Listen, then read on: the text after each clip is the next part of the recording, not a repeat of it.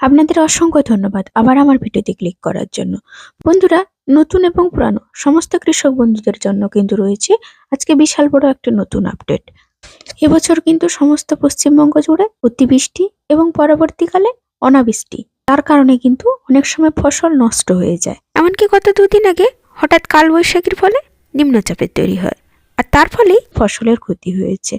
ধান চাষ থেকে শুরু করে আলু চাষ, সমস্ত চাষের ক্ষেত্রে কিন্তু আপনাদের ফসলের ক্ষতি হয়েছে।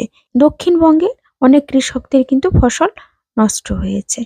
তো এই নিয়ে কিন্তু আমাদের মাননীয় মুখ্যমন্ত্রী মমতা বন্দ্যোপাধ্যায় কৃষকদের খরিফ মরশুমের টাকা আশা করা যাচ্ছে খুব শীঘ্রই দিতে চলেছে। সে ব্যাপারে কিন্তু আজকের ভিডিওতে আপনাদের জানাতে চলেছে। তাছাড়া বাংলার বাড়ি প্রকল্প নিয়ে কি নতুন আপডেট এসছে এই মুহূর্তে। তাছাড়া আমাদের মাননীয় মুখ্যমন্ত্রী মমতা বন্দ্যোপাধ্যায় উত্তরবঙ্গ থেকে কিন্তু কৃষকদের স্বার্থ রক্ষা করার জন্য কতগুলি নোটিশ বা বিজ্ঞপ্তি জারি করেছেন। তাছাড়া শস্য বীমা প্রকল্পের টাকা কিন্তু আপনাদের ব্যাংকের অ্যাকাউন্টে ক্রেডিট হচ্ছে। কৃষক বন্ধু প্রকল্পে আপনাদের মধ্যে অনেকের কিন্তু স্ট্যাটাসে এখনো পর্যন্ত অ্যাপ্রুভড এই লেখাটি কিন্তু এখনো আসছে না। আরও অনেকের ডিলিট ফার্মার বলে অপশনটি দেখা। এমনকি আপনাদের মধ্যে অনেকেরই জিজ্ঞাসা 2025 সালের প্রথম কিস্তি অর্থাৎ খরিফ মরশুমের টাকা আপনাদের ব্যাংকের অ্যাকাউন্টে কত তারিখ থেকে ক্রেডিট হওয়ার সম্ভাবনা রয়েছে। সমস্ত রকমের তথ্য কিন্তু আজকের ভিডিওতে আপনারা জানতে চলেছেন, তাই ভিডিওটির পাশে থাকুন। আর যদি ভিডিওটি ভালো লাগে অবশ্যই একটি ছোট্ট লাইক দিয়ে এই ছোট্ট চ্যানেলটিকে সাবস্ক্রাইব করে নিতে ভুলবেন না। আর যারা আমার চ্যানেলটিকে আগে থেকেই সাবস্ক্রাইব করে রেখেছেন তাদের জন্য জানাই অসংখ্য ধন্যবাদ। তো দেখুন বন্ধুরা, শস্য বীমা প্রকল্পের ব্যাপারে আপনারা নিশ্চয়ই অবগত আছেন। এমনকি আপনারা জানেন যে মাননীয় মুখ্যমন্ত্রী মমতা বন্দ্যোপাধ্যায়ের কথায় আপনারা কিন্তু পঞ্চায়েত অফিসে গিয়ে আপনাদের ক্ষতিপূরণের টাকা পাওয়ার জন্য আবেদনটি করে ফেলেছেন। এমনকি আপনাদের মধ্যে যারা যারা করেননি অবশ্যই কিন্তু আপনাদের ফসলের ক্ষতিপূরণের টাকাটি পেতে সে ধান চাষ থেকে আলু চাষ এমনকি সবজি শাক সমস্ত চাষের ক্ষেত্রেও যদি ফসলের ক্ষতি হয়, আমাদের মাননীয় মুখ্যমন্ত্রী মমতা বন্দ্যোপাধ্যায় বলেছেন কিন্তু আপনাদের ব্যাংকের অ্যাকাউন্টে যতটা সম্ভব টাকা ট্রান্সফার করার চেষ্টা করবেন। তাছাড়া কিন্তু আপনারা নিশ্চয়ই জানেন যে ফসলের ক্ষতিপূরণের টাকা কিন্তু আপনাদের মধ্যে অনেকেও কিন্তু পেয়েও গেছেন। যদিও বা জানা গেছে কিন্তু এই টাকা কিন্তু সমস্ত কৃষকদের এখনো পর্যন্ত দেওয়া শেষ হয়নি।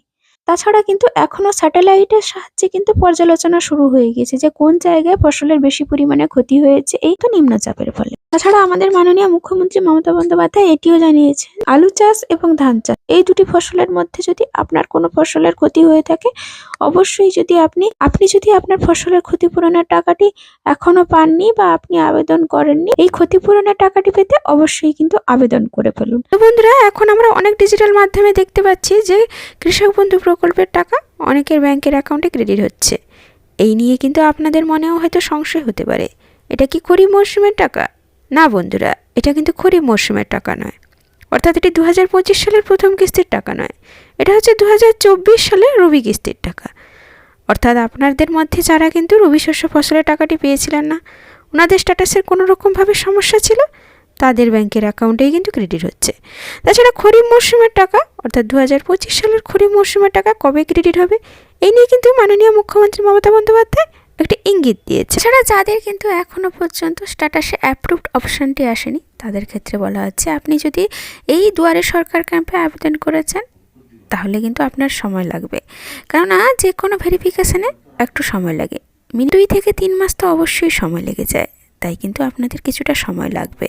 তাছাড়া যাদের কিন্তু ডিলিট ফার্মার অপশনটি দেখাচ্ছে, দেখেন যে আপনাদের কিছুদিনের মধ্যে এই সমস্যাটির সমাধান না হচ্ছে, তাহলে অবশ্যই আপনারা বিডিও অফিসে গিয়ে যোগাযোগ করুন আপনাদের সমস্ত নথিপত্র নিয়ে। যারা মাননীয় মুখ্যমন্ত্রী মমতা বন্দ্যোপাধ্যায় কি নির্দেশ দিয়েছেন এই খরিফ মরশুমে টাকা পাওয়ার জন্য, যারা কিন্তু এই নির্দিষ্ট কিছু কাজ করবে তাদেরই কিন্তু টাকা দেওয়া হবে। তো কারা কারা টাকা পাবে, কোন কোন কৃষকরা টাকা পাবে না, কেন তাদের টাকা দেওয়া হবে না, আর যারা টাকা পাবে তাদের অ্যাকাউন্টে কৃষক বন্ধু প্রকল্পের এই টাকাটি কবে আসবে। প্রথমত জানুয়ারি মাসে দুয়ারে সরকার ক্যাম্পে যারা যারা কৃষক বন্ধু প্রকল্পের জন্য আবেদন করেছিল তাদের মধ্যে অনেক কৃষককে এবার নতুন করে নথিভুক্ত করা হয়েছে এই প্রকল্পে। তারা এবার প্রথমবারের জন্য কৃষক বন্ধু প্রকল্পের টাকা পাবেন। 2021 সাল থেকে এই প্রকল্পের মাধ্যমে কৃষকদের টাকা দিচ্ছে সরকার। এই প্রকল্পে কৃষকরা প্রত্যেক বছর 4,000 টাকা থেকে 10,000 টাকা পর্যন্ত অনুদান পেয়ে থাকে। কৃষক বন্ধু প্রকল্পে 2টি মরশুম হিসেবে কৃষকরা টাকা পায়। এক্ষেত্রে একটি মরশুম হলো খরিফ মরশুম আর অন্যটি হলো রবি মরশুম। এই 2টি মরশুমের মধ্যে খরিফ মরশুমের সময়টি সাধারণত এপ্রিল মাসের 1 তারিখ থেকে সেপ্টেম্বর মাসের 31 তারিখের মধ্যে শেষ হয় এবং অন্যদিকে রবি মরশুমের সময়টি শুরু হয় অক্টোবর মাসের 1 তারিখ থেকে পরের বছরের মার্চ মাসের 31 তারিখের মধ্যে। প্রত্যেক কৃষক এক একটি কিস্তিতে 2000 টাকা থেকে 5000 টাকা পর্যন্ত পেয়ে যান।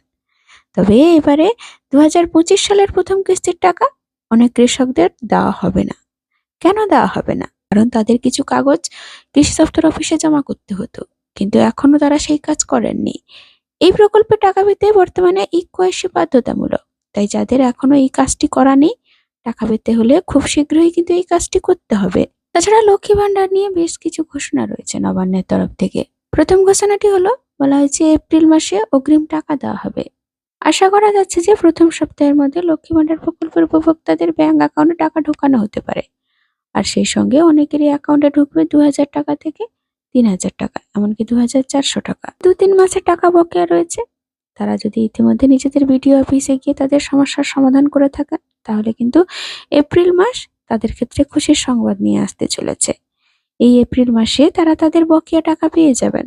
যারা ইতিমধ্যে দুয়ারে সরকার ক্যাম্পে লক্ষ্মী ভান্ডার প্রকল্পের জন্য নতুন করে আবেদন করেছেন, ওনাদের কিন্তু অনেকেরই ভেরিফিকেশন পর্ব শেষের পথে। আশা করা যাচ্ছে এপ্রিল মাসের দিকে আপনাদের টাকাটি ক্রেডিট হওয়ার সম্ভাবনা রয়েছে, যদি আপনাদের কাগজপত্র সম্পূর্ণ ঠিকঠাক থাকে। আর যদি এখনো পর্যন্ত আপনাদের ভেরিফিকেশন পর্বটি শেষ হয়নি, আপনাদের কোনো রকম ভাবে সমস্যা রয়েছে ডকুমেন্টসগত, তাহলে কিন্তু আপনাদের একটু সময় লাগতে পারে, নতুবা আপনাদের রিজেক্ট হওয়ার সম্ভাবনাও রয়েছে। আবার হয়তো আপনাকে নতুন করে লক্ষ্মী ভান্ডার প্রকল্পের জন্য আবেদন করতে হতে পারে। বিশেষ করে আপনাকে 25 থেকে 60 বছরের মধ্যে বয়সের সময়সীমা থাকতে হবে। এমনকি অবশ্যই আপনার জয়েন্ট ব্যাংক অ্যাকাউন্ট নয়, সিঙ্গেল ব্যাংক অ্যাকাউন্ট প্রয়োজন। এমনকি তার সাথে সাথে যেটি ভাইটাল, সব থেকে ম্যান্ডেটরি, সেটা হচ্ছে আপনাকে ইক্যুইসিটি অবশ্যই করে রাখতে হবে।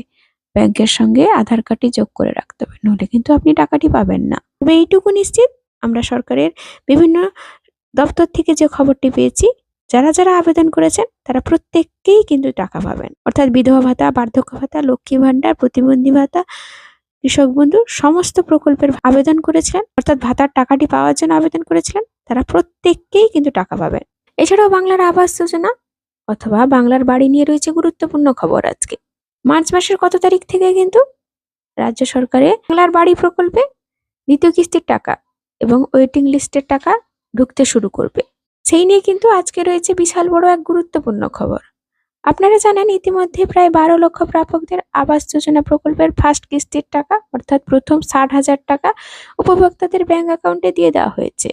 আপনাদের মধ্যে যারা এই টাকা পেয়েছেন, তাদের মনে এখন একটাই প্রশ্ন, আবাস যোজনা প্রকল্পের দ্বিতীয় কিস্তির টাকা বা শেষ কিস্তির টাকা, অর্থাৎ অবশিষ্ট 60,000 টাকা কবে পাবেন?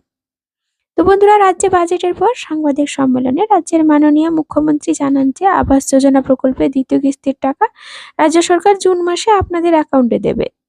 কিন্তু এক্ষেত্রে দ্বিতীয় কিস্তির টাকা পাওয়ার জন্য যে নিয়ম আছে, সেই নিয়ম আপনাদেরকে অবশ্যই মানতে হবে। সেই নিয়ম না মানলে আবাস যোজনা প্রকল্পে দ্বিতীয় কিস্তির টাকা আপনারা পাবেন না। আবাস যোজনা প্রকল্পের প্রথম কিস্তির টাকা পাওয়ার পর উপভোক্তাকে অতি অবশ্যই লিন্টন লেভেল অবধি বাড়ি তৈরি করতে হবে।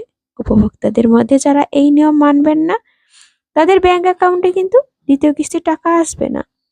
তো বন্ধুরা, বুঝতেই পারছেন, যদি আপনি লিন্টন লেভেল অবধি বাড়ি তৈরি করেছেন, তাহলে জুন মাসে আপনাদের ব্যাংক অ্যাকাউন্টে ঢুকবে দ্বিতীয় কিস্তির টাকা, আবাস যোজনা প্রকল্পের অবশিষ্ট 60,000 টাকা। আবার অনেকেই জানতে চাইছেন ওয়েটিং লিস্ট বা PWL লিস্টে যাদের নাম আছে, তাদের টাকা কবে ছাড়া হবে? আপনারা জানেন ওয়েটিং লিস্টে মোট উপভোক্তার সংখ্যা হলো 16 লক্ষ। মুখ্যমন্ত্রী জানান এই বছর ডিসেম্বর মাসে এই 16 লক্ষ উপভোক্তাদের ব্যাংক অ্যাকাউন্টে টাকা দিবে। অর্থাৎ ওয়েটিং লিস্টে যাদের নাম আছে তারা ডিসেম্বর মাসে ঘরের টাকা পাবেন। আশা করি সবকিছু আপনাদেরকে আজ ভালো করে বোঝাতে পেরেছি।